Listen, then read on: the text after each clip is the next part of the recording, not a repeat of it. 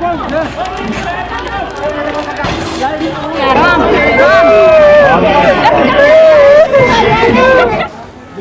बार फिर बन्नी में आग की घटना जो है वो सामने आई है और तस्वीरों के माध्यम से आप देख रहे हैं कि कैसे यहाँ पर एक और रिहायशी मकान जो है आग की जद में आ गया है। आपको बताते चलें कि कुछ समय पहले यहाँ पर जो है आग की घटना जो है वो सामने आई थी और पल भर में ही आग की लपटें इतनी तेज़ थी कि यहाँ पर पूरी तरह से इस आग पर जो है वो काबू नहीं पाया गया। हालांकि प्रशासन की ओर से यहाँ पे पुलिस के अधिकारी और साथ में आर्मी जवान यहाँ पर पहुँचे थे और इसके साथ साथ स्थानीय लोग वो भी यहाँ पर आग बुझाने के लिए पहुँच गए थे। और आपको बताते चलें कि जब तक आग पर काबू पाया जाता तब तक मकान जो है पूरी तरह आग की चपेट में आ चुका था। और ऐसे में हमारे साथ जो है इस घर के सदस्य हैं, उनसे ही बात करते हैं कि आखिर कैसे यहाँ पर आग लगी।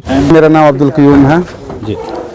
तो ये तकरीबन 2:45 बजे जो है वो मैं अपनी ही दुकान पे बैठा हुआ था तो अचानक से दूसरी छत से आग निकली और ऐसी आग थी कि जिसको काबू पाना जो था बहुत ही मुश्किल था। काला धुआं निकल रहा था। ये कोई तकरीबन 2:45 बजे की बात है। तो मेरा अंदाज़ा है कि मैं ये यकीन से कह सकता हूँ कि ये एक बिजली शॉर्ट सर्किट की वजह से हुआ, क्योंकि मेरे हिसाब से कोई 2:45 बजे के करीब मेरे ख्याल में या के करीब लाइट आई। यूं ही लाइट आई तो मेरे हिसाब से लाइट आने के बाद तकरीबन कोई 20-25 मिनट के अंदर ही मैंने देखा कि हमारे मकान से जो वो ऊपर से धुआं निकल रहा था। तो मैं अचानक हम ऊपर आए तो हमने देखा कि ये जो था आग जो थी वो कंट्रोल से बाहर थी। हम कुछ भी सामान वगैरह यहाँ से कुछ निकालने में कामयाब नहीं हुए। तुरंत मैंने एडमिनिस्ट्रेशन को फ़ोन किया, लेकिन आर्मी भी आ गई, पुलिस भी आ गई, तो एडमिनिस्ट्रेशन भी पहुँची। लेकिन इतनी कोशिश करने के बावजूद भी हम आग के ऊपर कंट्रोल नहीं कर पाए, क्योंकि मकान जो था वो रिहायशी था, सामान बहुत था, दुकान का सामान भी।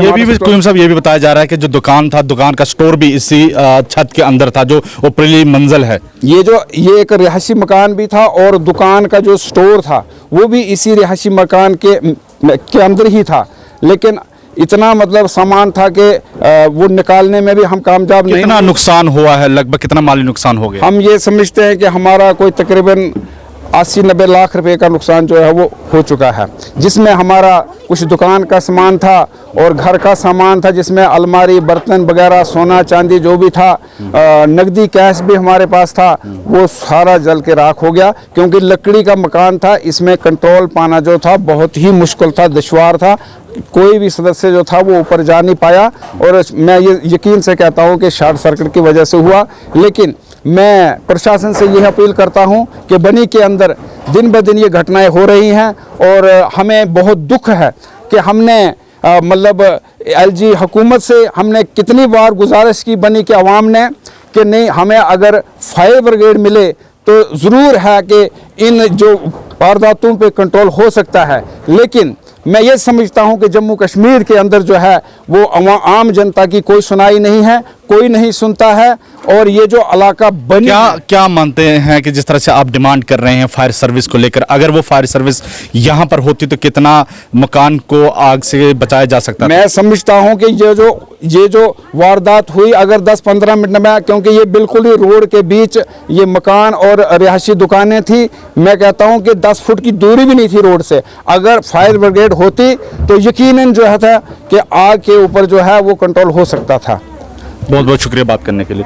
और यहाँ पर आप सुन रहे थे घर के सदस्य हैं और इनका यही कहना है कि यहाँ पर अगर फायर सर्विस होती तो यकीनन इस घर को जो आग लगी थी उस पर काबू पाया जाता। और मैं आपको वो विजुअल्स भी दिखाना चाहूँगा कि घर के भीतर कैसे जो बताया जा रहा है कि जो दुकान का स्टोर था वो कैसा सारा सामान जो है इस समय बिखरा पड़ा हुआ है और लगभग बताया जा रहा है कि 80 से 70 लाख के 70 और 80 लाख के बीच में है। इतना ज़्यादा जो है वो माली नुकसान हो चुका है। और यहाँ पर मैं आपको बता दूं कि बार बार जो है मांग की जा रही फायर सर्विस को लेकर। हालांकि डिप्टी कमिश्नर कठुआ भी जब मुख्य बाजार बन्नी में आग लगी थी और वहां पर पहुंचे थे और लोगों को ये आश्वासन दिया था कि जल्द ही यहाँ पर फायर सर्विस जो है एक व्हीकल जो है इसको यहाँ पर मुहैया की जाएगी, और वो आज तक जो है मुहैया नहीं की गई, जिसके चलते आज भी लोगों के अंदर जो है रोष है। और आपको बताते चलें कि लगभग ये जो है 7वीं घटना है बन्नी में आग की, और लगातार आग की घटनाएं जो है वारदातें जो है बन्नी में पेश आ रही है।